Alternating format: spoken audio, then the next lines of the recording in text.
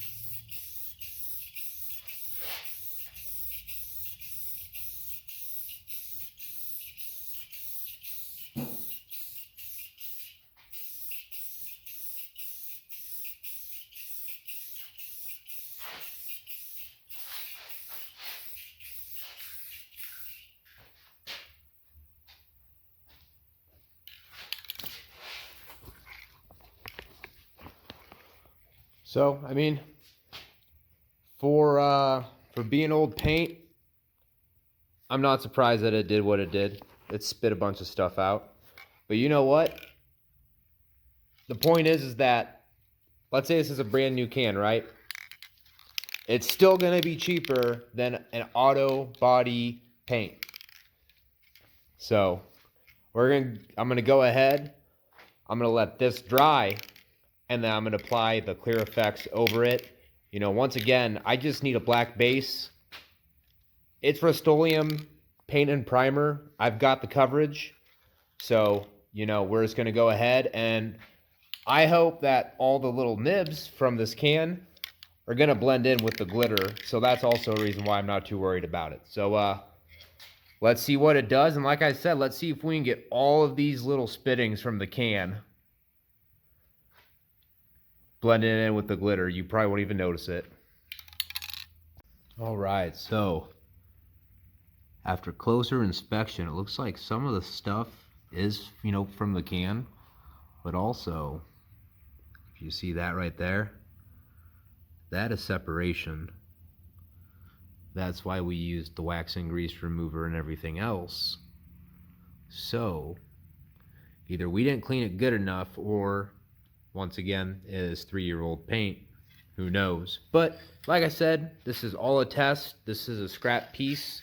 This is all extra material, and we're gonna keep going. So I've got the Clear Effects now, and what I'm gonna do is, I don't have a lot of this, so I'm gonna start at kind of, I'd say, the better end that didn't separate as much as this side, and we'll see what the results look like. All right.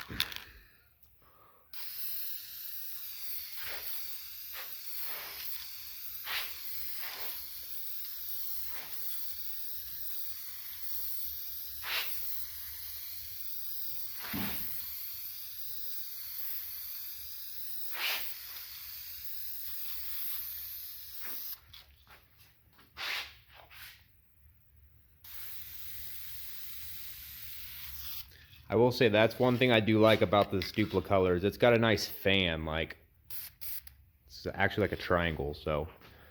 All right, that was one coat. Sadly, you're gonna still see that separation. The only way I'm gonna save you not seeing that separation is if that Grant 7 fills it in, so. Now that is one coat. I've still got enough in here, and I did this whole panel. It actually has a little bit more than I thought. I'm going to let this dry for 5 to 6 minutes, hit it with a second coat, and then I'm going to hit it with the Grant 7.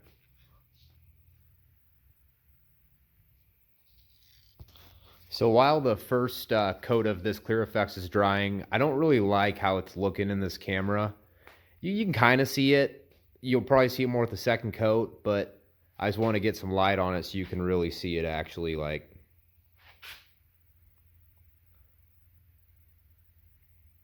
it does sparkle. You see that rainbow ring around there? So like I said, I put the first coat on this way. If you look at my light, this second coat, I'm going to go the opposite way. That way, hopefully the second coat evens out all of those metallics that are in there. All right, so it's only been like 4 or 5 minutes, but it's already tacky. So I'm going to go ahead. I'm going to hit it with that second coat. So.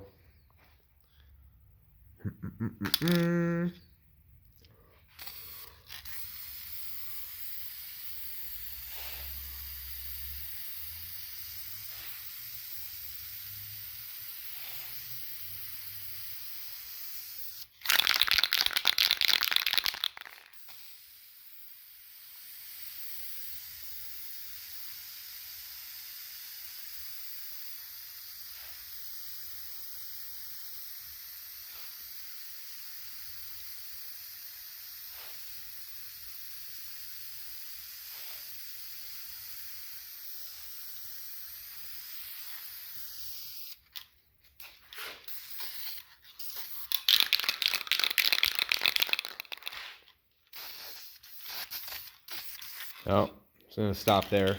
The can's just about to run out now. So, that was second coat.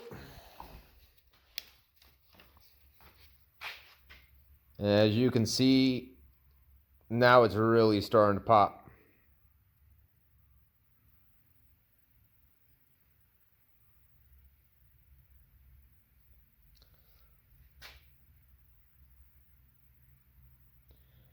All right, we'll go ahead and let this flash off 5-6 minutes, and then it's the Grant 7 clear coat time.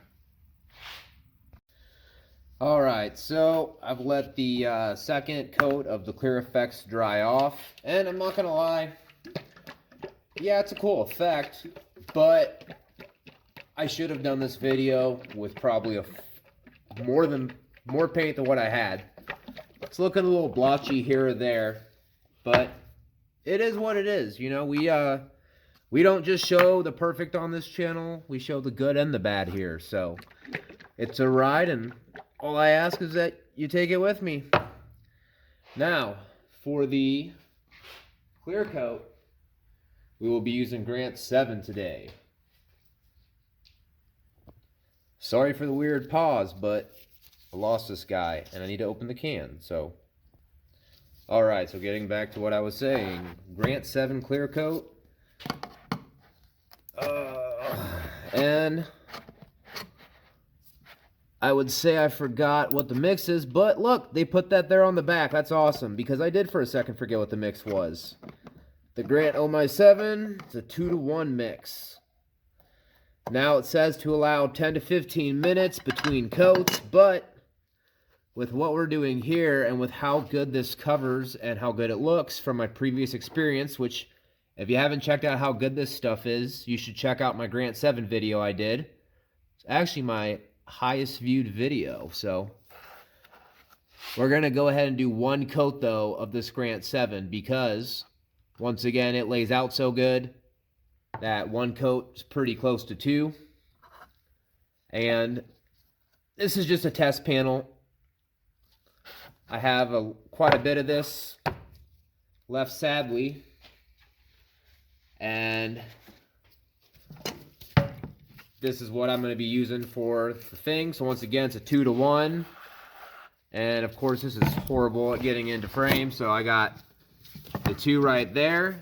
And then I'll fill up my activator to this little 1 right here for the 2-to-1. See, that one was a 1. 1 matches with the 1. And that's how I get my 2-to-1 mix. All right, so we've got the Grant 7 mixing up. Now, one thing to do, no matter what clear coat you're spraying, you are going to want a fan. And what I do is when I'm not at the booth, I'll crack this open to where it sits just right above this. And then that's going to take any type of fumes that I'm spraying and hopefully kick it right outside. All right, so I've got the Grant clear coat loaded up in the mini jet. Let's go ahead and check our pattern real quick and we'll get to spraying.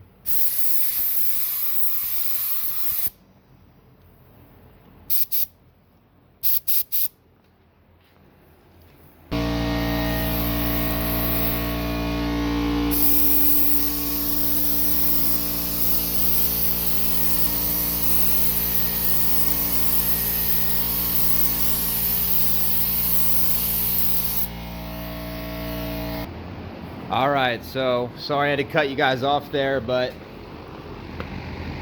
I was having some issues with the Grant 7 flowing out of the gun. It didn't want to come out at first, and I guess there's a little something small in the gun. But anyway, though, the Grant 7 is laid on there. And it kind of covered up some of the bits in the separation, but sadly, they kind of stayed in there too at the same time.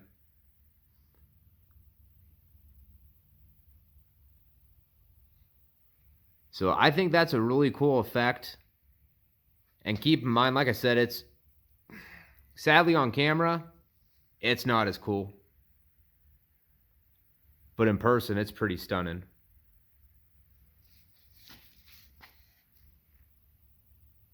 See the rainbow though?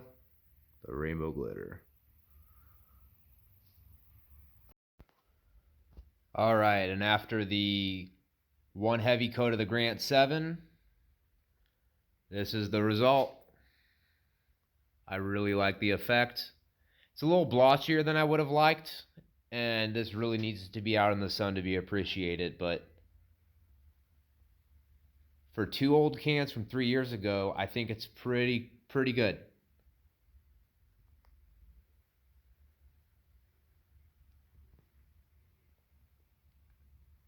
All right, so now that we've got the painting done on this that really didn't really work that well, I'm going to go ahead and kind of address what I was talking about earlier in the video. So, as you guys can see, I haven't been posting for a while.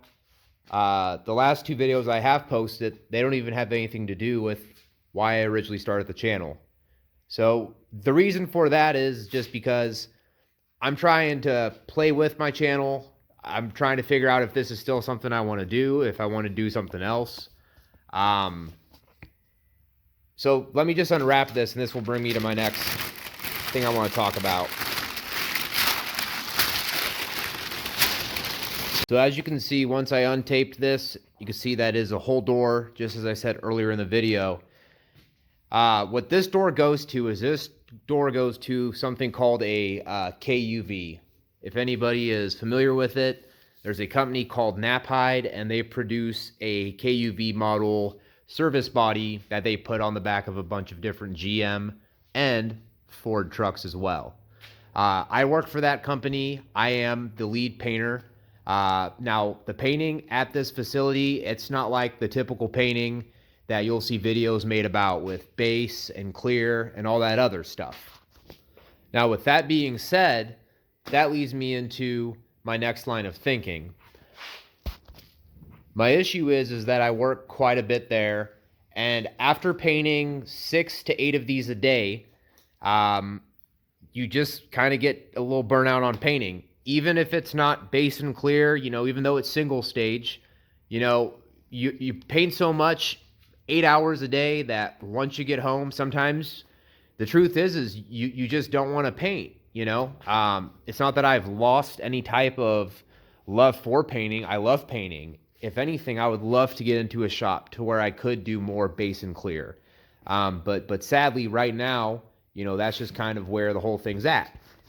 Now, with that also being said, I think that what I'm going to try to do is overcome the biggest obstacle that I have as a channel, which is I'm not able to tape while I'm working. You know what I'm saying? You're not allowed to record, and not only that, but the time that you would spend setting up everything to record, that's considered company theft as far as time goes. So that's what prevents me in making some of the videos that I want to. However, I do want to go over some things that I have learned at this job that I probably would have never known had I either seen it on YouTube later down the line or actually just got to do it hands-on. And a lot of this is going to be production type videos. So now a lot of my videos from here on out, I think I'm going to try to aim them towards what I do on a daily basis. Yes, I'm not able to actually videotape while I'm doing it, but, for example, blending a single stage to where, let's say that you've got a light edge at the very top and you just need to fix that. Well, instead of spraying a whole door, in one of the videos, I'll show you how I can take care of that light spot with a little bit of blending reducer and get it to match into the whole thing. And that's even without buffing it. And let's say you do mess it up, I can show you how to easily fix it with some 3000 grit and some compound. Just videos just kind of like that. Thank you guys for sitting through this test with me. I'm sorry it didn't go exactly how I wanted it to, but it does still show that with the right combination, you can get a good result. Once again, these were old cans. If you got some new cans, $5, $6 a can, $7, $8 a can, you can make it look good. Also, thank you guys for sitting through my rant about my kind of ideas as far as my channel goes, along with kind of where I may try to head it to. So